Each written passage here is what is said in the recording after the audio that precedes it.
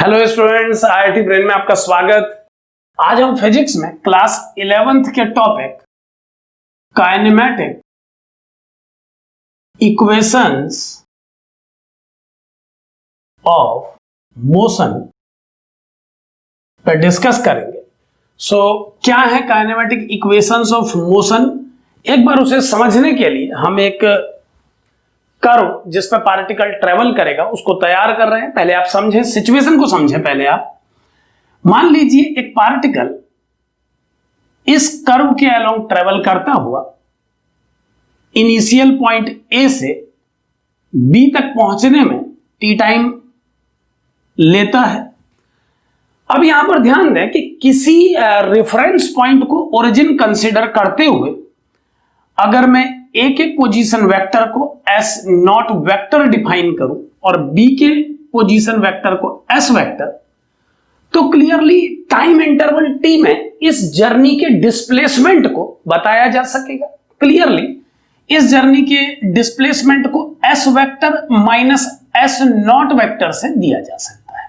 यह हम अपनी पिछली क्लिप्स में डिस्कस कर चुके हैं कि दो पॉइंट के पोजीशन वेक्टर्स अगर मालूम है तो उनके डिफरेंस से उन दोनों पॉइंट के बीच में डिस्प्लेसमेंट वेक्टर को बताया जा सकता है।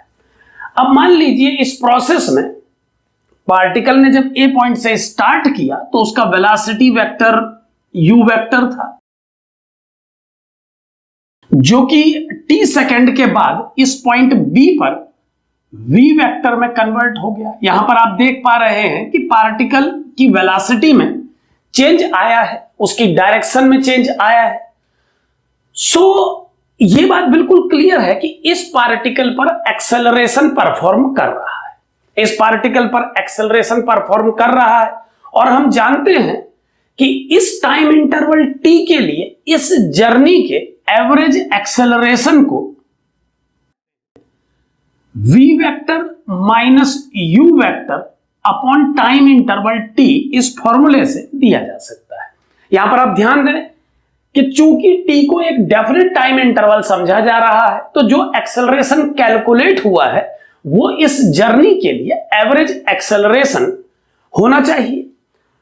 अगर हम इस फॉर्मूले को रीअरेंज करें तो हमें मिलेगा v vector equal to u vector plus a vector into t. यहां पर मैंने टी को ए वेक्टर से मल्टीप्लाई किया है और यू वेक्टर को शिफ्ट कर दिया है, जिससे इस इक्वेशन का फॉर्मेट कुछ इस तरह से हमें दिखाई दे रहा है। यहां पर आप ध्यान रखें कि ये एक्सेलरेशन वेक्टर एवरेज एक्सेलरेशन है इस पूरी जर्नी के लिए। वी वेक्टर को you vector plus a vector average into T से दिया जा सकता है। जो इक्वेशन आप देख पा रहे हैं इसे फर्स्ट इक्वेशन ऑफ मोशन के नाम से जाना जाता है। इसी इक्वेशन को हम फर्स्ट इक्वेशन ऑफ मोशन के नाम से जानते हैं।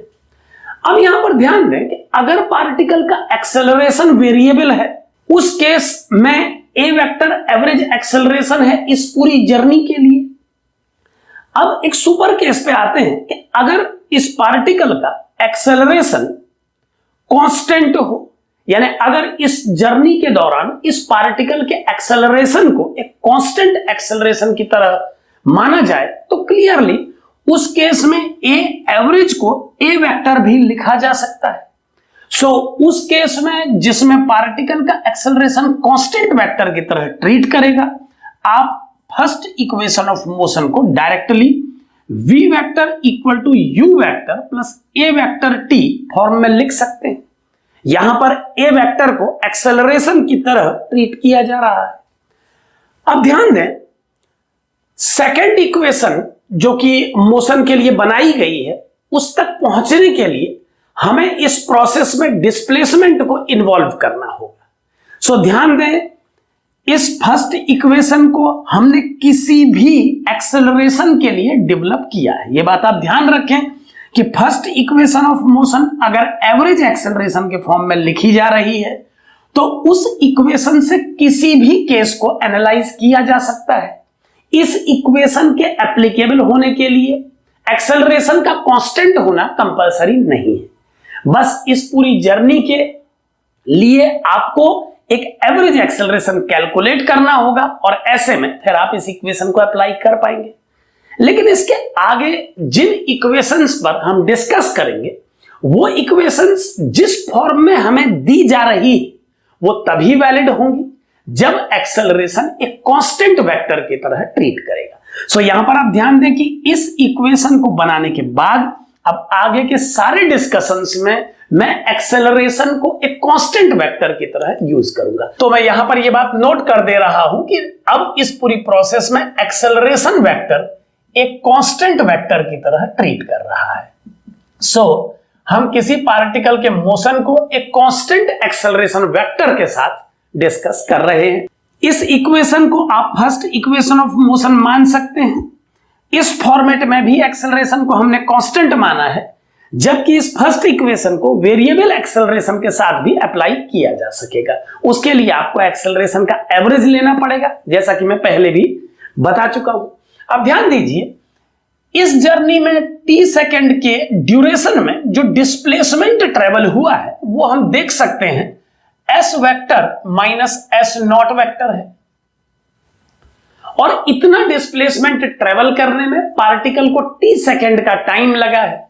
अब ध्यान दें कि पार्टिकल ने u वेक्टर इनिशियल वेलोसिटी से स्टार्ट किया है और इसकी फाइनल वेलोसिटी v वेक्टर है, और चूंकि एक्सेलरेशन वेक्टर एक कांस्टेंट वेक्टर की तरह ट्रीट कर रहा है, तो ध्यान दें कि ऐसे किसी भी केस में जहां पर एक्सेलरेशन एक कांस्टेंट वेक्टर की तरह ट्रीट करता है उसमें इनिशियल और फाइनल वेलोसिटी के एवरेज से इस पूरी जर्नी के लिए एक एवरेज वेलोसिटी वेक्टर को डिफाइन किया जा सकता है। यह बात आप ध्यान रखें कि इस पूरी जर्नी में एक्सेलरेशन एक कांस्टेंट वेक्टर है, वेलोसिटी कांस्टेंट वेक्टर नहीं है। सो जो मैं बोल रहा हूं उसे ध्यान से समझें कि अगर कोई पार्टिकल कांस्टेंट एक्सेलरेशन वेक्टर के साथ ट्रेवल कर रहा है तो उसकी वेलोसिटी वेक्टर का वैल्यू चेंज होता रहेगा, लेकिन इस केस में आप एक एवरेज वेलोसिटी के रूप में इनिशियल और फाइनल वेलोसिटी के एवरेज को पिक कर सकते हैं। सो चूंकि एक्सेलरेशन के कांस्टेंट होने की कंडीशन में डिस्कशन चल रहा है, तो एवरेज वेलोसिटी के रूप में u vector plus v vector upon 2 को यूज किया जा सकता है। सो हम मान सकते हैं कि इस जर्नी के लिए u vector plus v vector by 2 particle का एवरेज वेलोसिटी वेक्टर है। अब ध्यान दें, अगर पार्टिकल का average velocity vector u vector plus v vector by 2 है, तो इस एवरेज वेलोसिटी वेक्टर को डिस्प्लेसमेंट और टाइम के रेशियो से दिया जा सकता है।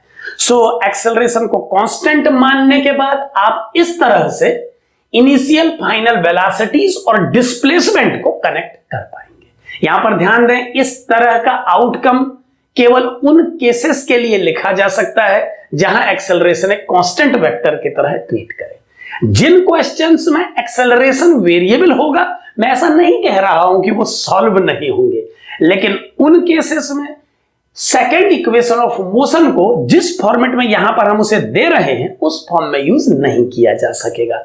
उन केसेस के लिए हमें एक इक्वेशन सेपरेटली डेवलप करनी होगी जो वेरिएबल एक्सेलरेशन के केस को सॉल्व कर सके। फर्दर हम उसमें भी डिस्कस करेंगे।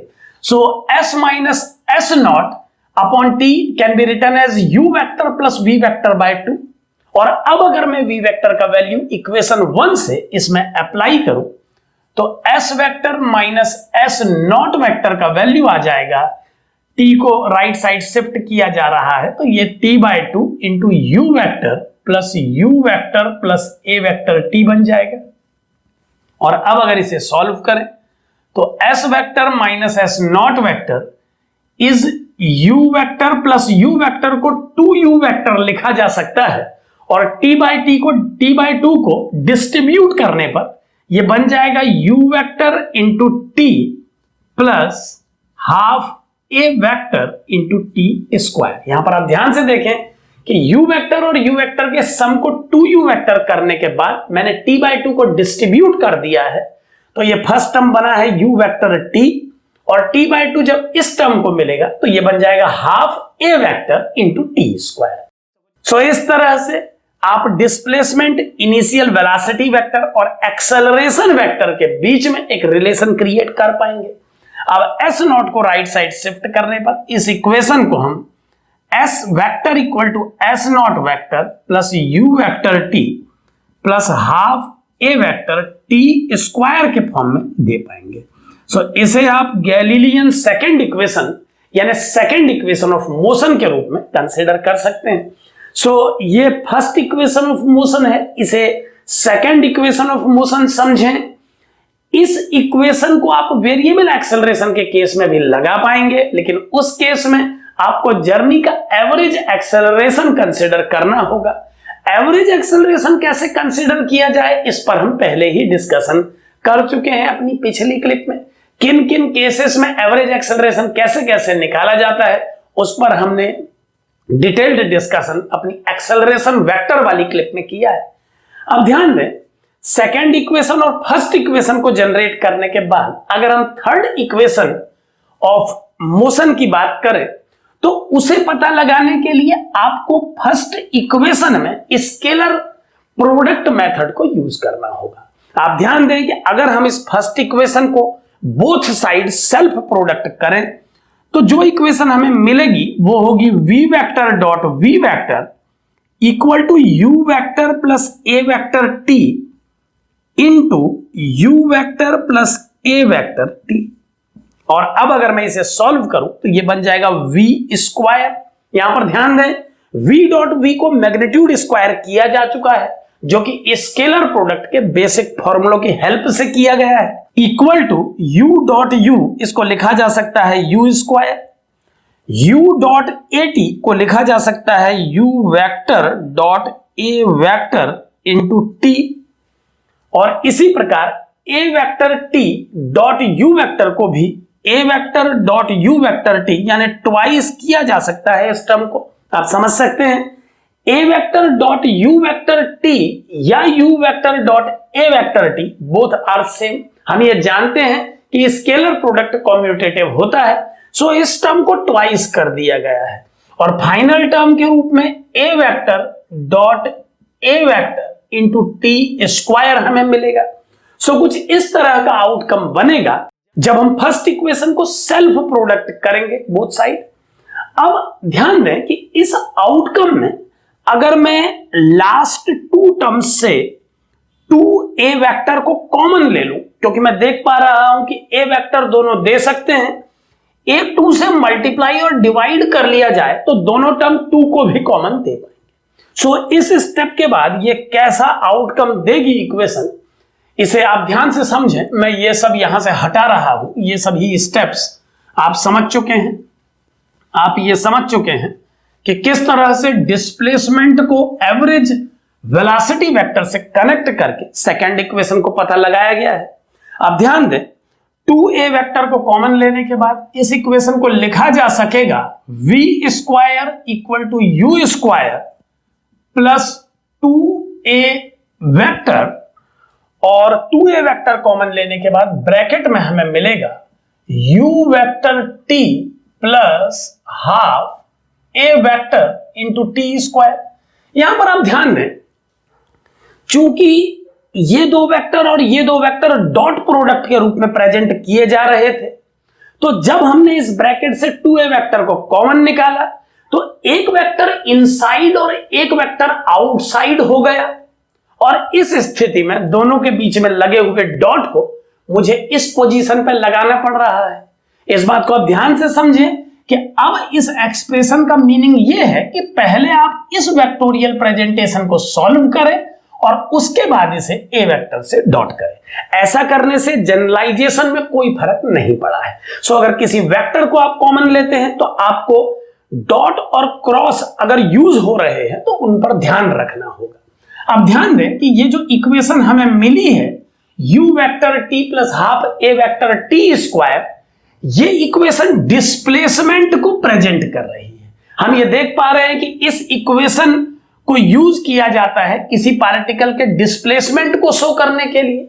सो अगर मैं डिस्प्लेसमेंट वेक्टर को s वेक्टर का नाम दूं या s1 वेक्टर का नाम दूं तो ये इक्वेशन बनेगी v square equal to u square plus 2 acceleration vector dot displacement vector. So Galilean first equation v vector equal to u vector plus a vector t से दी जाती है। Second equation displacement equal to u vector t plus half at square से दी जाती है। यहां ध्यान दें कि अगर किसी क्वेश्चन में डिस्प्लेसमेंट गिवन है तो आप इस पूरे एक्सप्रेशन को s वेक्टर के रूप में भी प्रेजेंट कर सकते हैं, लेकिन जिन प्रॉब्लम्स में पार्टिकल की इनिशियल पोजीशन ओरिजिन नहीं होती है वहां पर आपको S0 को यूज करना होगा। नॉर्मल केसेस में हम पार्टिकल की इनिशियल पोजीशन को ओरिजिन कंसीडर करके ही प्रॉब्लम सॉल्व करते हैं, लेकिन ध्यान दें कि कई कंडीशन में एक से ज्यादा पार्टिकल्स प्रेजेंट होते हैं तो किसी एक पार्टिकल की पोजीशन को ओरिजिन मान लेने पर भी दूसरे पार्टिकल की पोजीशन को एक पोजीशन वेक्टर से शो करना पड़ता है, और इन केसेस में फिर हमें S0 वेक्टर को यूज करना पड़ता है। सो इस इक्वेशन को पोजीशन वेक्टर्स के रूप में यूज किया जाएगा, जबकि डिस्प्लेसमेंट वेक्टर अगर आप यूज करना चाहते हैं तो आपको S vector minus S0 vector लिखने की जरूरत नहीं पड़ेगी। इस कंप्लीट प्रेजेंटेशन को आप किसी नए नाम से, जैसे मैंने यहां पर S1 वेक्टर से प्रेजेंट किया है, कर सकते हैं। सो इस इक्वेशन को स्टूडेंट दो फॉर्मेट में देखेगा, वो S vector equal to u vector t plus half a vector t square भी देख सकता है, और कई केसेस में वो S minus S0 equal to ut plus half at square भी देख सकता है। तो कंडीशन को समझें, पोजीशन वेक्टर के टर्म में कैसे लिखा जाएगा और डिस्प्लेसमेंट में कैसे लिखा जाएगा, इस बात को आप क्लियरली समझें। सो इस इक्वेशन में मैंने क्लैरिटी के लिए इसे S1 वेक्टर नाम दे दिया है ताकि आप समझ सकें कि यह डिस्प्लेसमेंट को प्रेजेंट कर रहा है। अब a vector dot s vector को सॉल्व करने के लिए हमें एक्सेलरेशन वेक्टर और डिस्प्लेसमेंट वेक्टर के बीच के एंगल की रिक्वायरमेंट होगी, और हमें एंगल अभी इस जनरल केस में दिया नहीं हुआ है। सो मैं इसी इक्वेशन को थर्ड इक्वेशन ऑफ मोशन के रूप में कंसीडर कर रहा हूं। एक बात पे और ध्यान दें, फर्स्ट इक्वेशन ऑफ मोशन और सेकंड इक्वेशन ऑफ मोशन में किसी प्रकार के डॉट और क्रॉस का यूज नहीं हो रहा है, लेकिन थर्ड इक्वेशन ऑफ मोशन में डॉट प्रोडक्ट को यूज किया जा रहा है। So third equation of motion को यूज करने के केस में, एक आर्बिट्रेरी केस में, आपको एक्सेलरेशन और डिस्प्लेसमेंट के बीच का एंगल मालूम होना चाहिए। एक बात और समझें, अगर आप लीनियर मोशन पर डिस्कस कर रहे हैं तो उस केस में v वेक्टर, u वेक्टर और a वेक्टर एक लाइन पे ही होंगे। तो ऐसे केसेस में इनके सेम डायरेक्शन में होने और अपोजिट डायरेक्शन में होने को आई कैप और माइनस आई कैप से प्रेजेंट किया जा सकता है। यही वजह है कि पार्टिकल में एक्सेलरेशन और रिटार्डेशन को प्लस और माइनस साइन चेंज करके एडजस्ट कर लिया जाता है। लेकिन मेरा सजेशन आप लोगों को यही होगा कि आप लीनियर प्रॉब्लम भी सॉल्व करें तो वेक्टोरियल मैनर में करें, इससे प्रैक्टिस बनी रहती है और ये माइंड मेकअप रहता है कि अगर स्पेस के किसी प्रॉब्लम को भी सॉल्व करना हो तो इन इक्वेशंस को यूज किया जा सकता है। इसी प्रकार सेकंड इक्वेशन में भी चेंजेस देखे जा सकते हैं। थर्ड इक्वेशन की अगर हम बात करें तो लीनियर मोशन के केस में हम जानते हैं कि एक्सेलरेशन और डिस्प्लेसमेंट के बीच में या तो एंगल 0 डिग्री पॉसिबल होगा या 180 डिग्री। तो नॉर्मल केसेस में इस साइन को प्लस या माइनस से चेंज करके एडजस्ट किया जा सकता है। एक्सेलरेटेड मोशन के केस में अगर एक्सेलरेशन और डिस्प्लेसमेंट के बीच में 0 डिग्री एंगल परफॉर्म हो रहा है तो प्लस साइन, और रिटार्डेशन के केस में माइनस साइन लेके इस इक्वेशन को यूज किया जा सकता है। सो इस तरह से इन जनरल इक्वेशंस को लीनियर मोशन में और प्लेनर मोशन में या स्पेस मोशन में यूज किया जा सकता है। इन इक्वेशंस को यूज करने में u वेक्टर और v वेक्टर की डायरेक्शन का कोई रोल नहीं है। अगर u वेक्टर और v वेक्टर का डायरेक्शन डिफरेंट भी है तो भी आप इन इक्वेशंस को यूज कर सकते हैं, लेकिन जो रेस्ट्रिक्शन है आप उसे ध्यान रखें कि इस फॉर्मेट में इन इक्वेशंस को यूज करने के लिए एक्सेलरेशन को एक कांस्टेंट वेक्टर के रूप में होना चाहिए। जिन केसेस में एक्सेलरेशन कांस्टेंट वेक्टर होगा उन्हीं केसेस में आप इस फॉर्मेट में इक्वेशंस को यूज कर पाएंगे। अदर केसेस को सॉल्व किया जा सकता है लेकिन उनके लिए आप इन इक्वेशंस को यूज नहीं करेंगे। आपको अलग इक्वेशंस क्रिएट करनी होंगी। Thank you.